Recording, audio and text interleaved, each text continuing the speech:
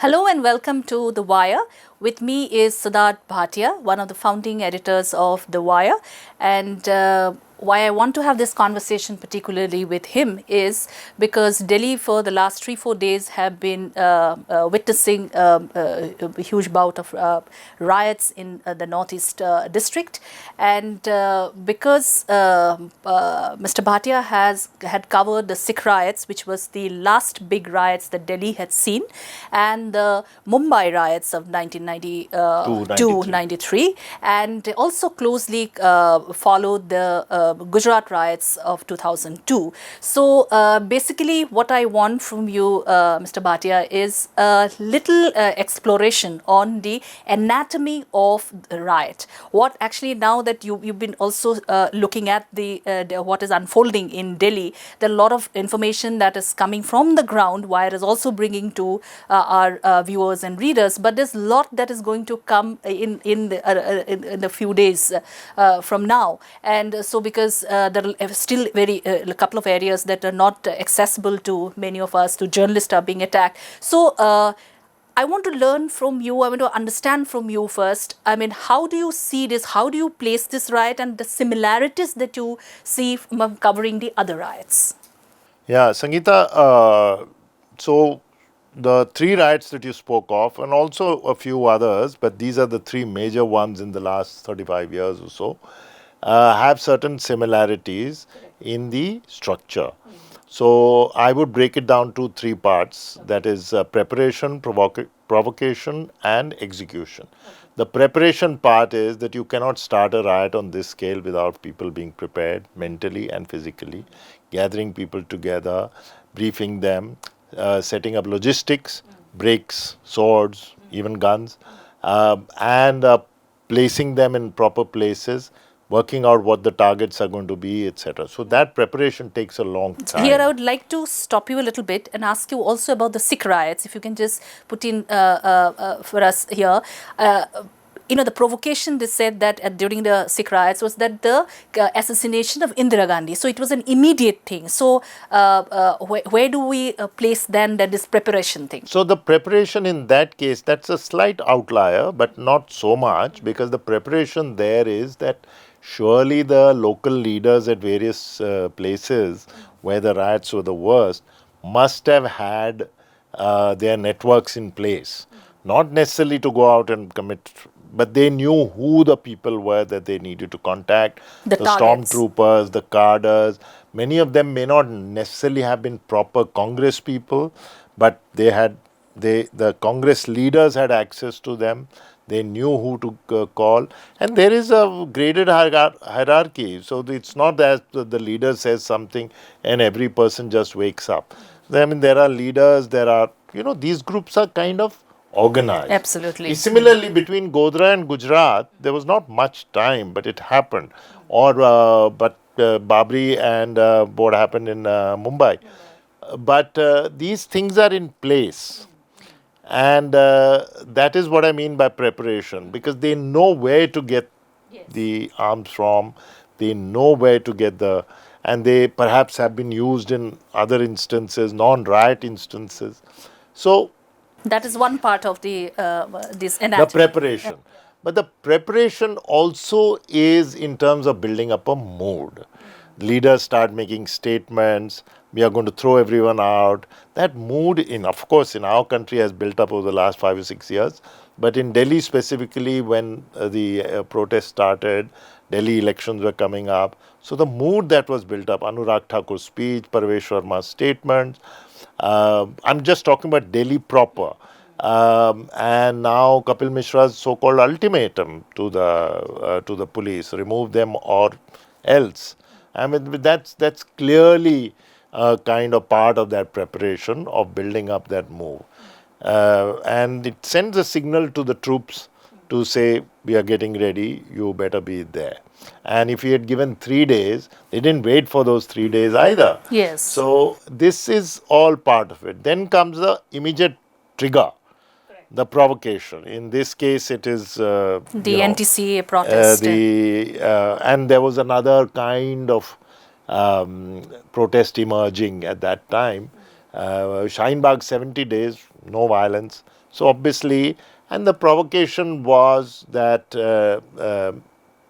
you could argue that the provocation was that you people who are protesting against this are anti-nationals, which was the myth that was built.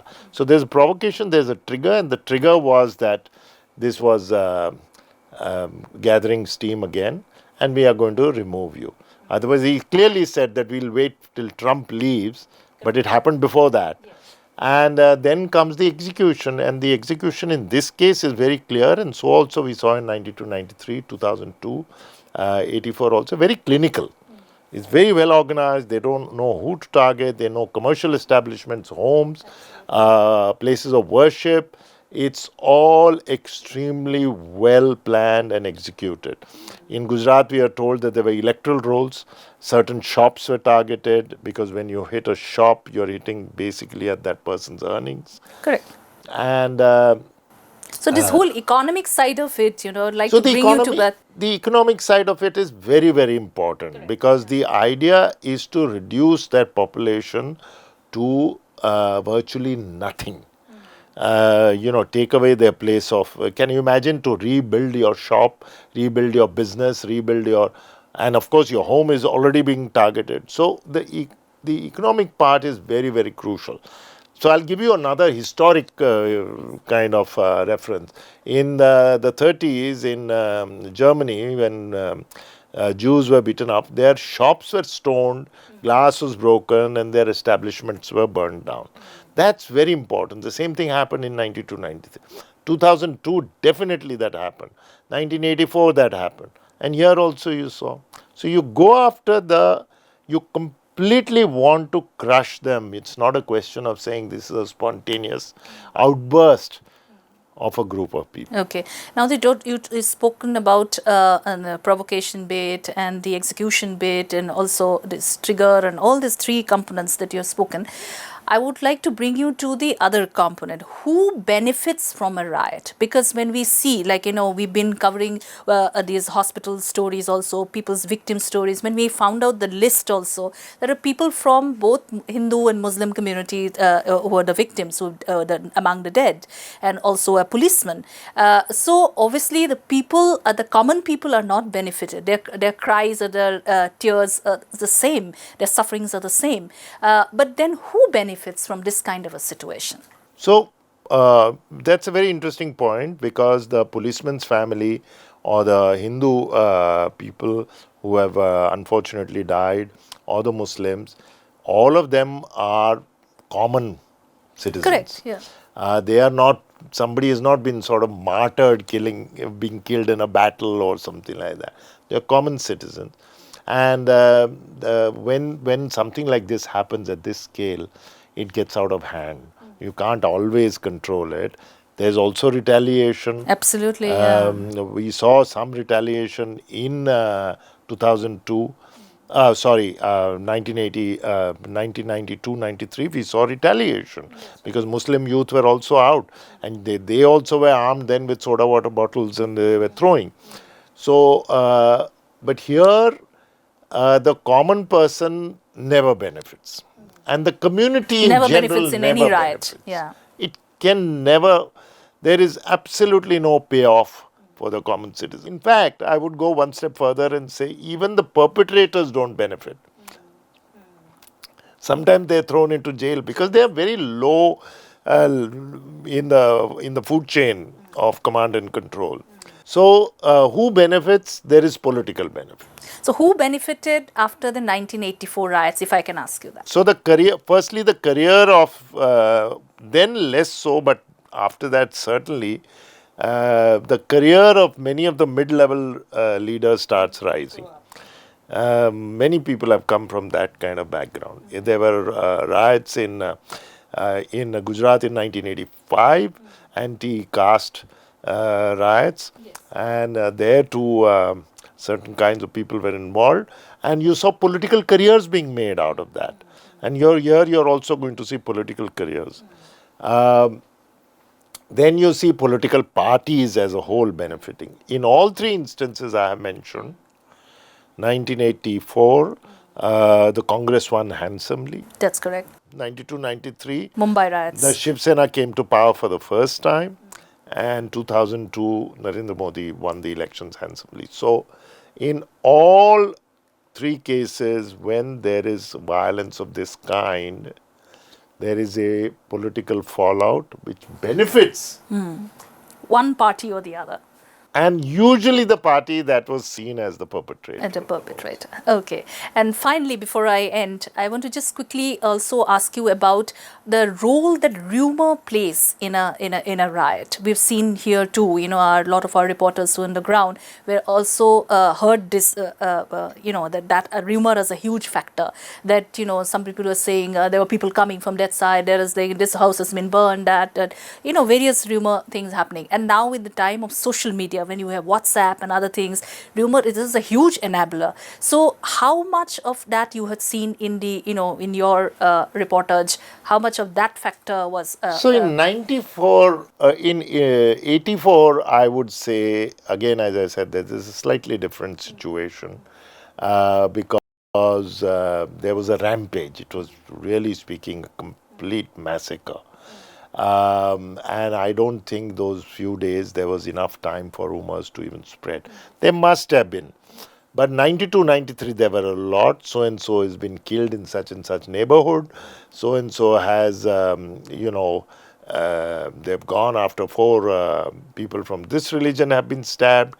There is one instance which is supposed to have been the trigger of a new round of violence. But actually that was a house burned down and a young woman who happened to be handicapped passed away. But that happened because of some absolutely unrelated local reason. Absolutely. I've gone there several times, spoken to the neighbors. Everyone says that there was some dispute and the victim happened to be there in the flat and the house kind of went up in flames. So nothing to do with this. But those rumors spread rapidly. The media at that time was less biased. Certainly in 92, 93, I did not follow the media, Gujarati media closely, but the media in Bombay, certainly some of them played a very, very nefarious role. But the media in general in India, Sangeeta, you know it and I know it, that was a far more independent entity at one time. Now, the media is compromised. Sections of the judiciary who show a bit of spine find themselves suffering. And rumors spread rapidly thanks to WhatsApp, where you can almost send any information and not be challenged. Now, in fact, you can do it on Twitter too. And by the time it's taken down, the damage has been done. So, rumors now, this is going to be perhaps in the future a major area of study, the role of social media and technology in times of such riots in the spread of rumors. Thank you so much. We'll end it here. And thanks so much for joining this conversation. And a lot of our reporters are continuing to be on the ground, bringing you stories of Delhi riots. So continue supporting The Wire. Thank you very much. To receive instant updates on all videos from The Wire, click the subscribe button and hit the bell icon. Pay to support independent journalism. Click the link in the description and choose the amount you want to pay.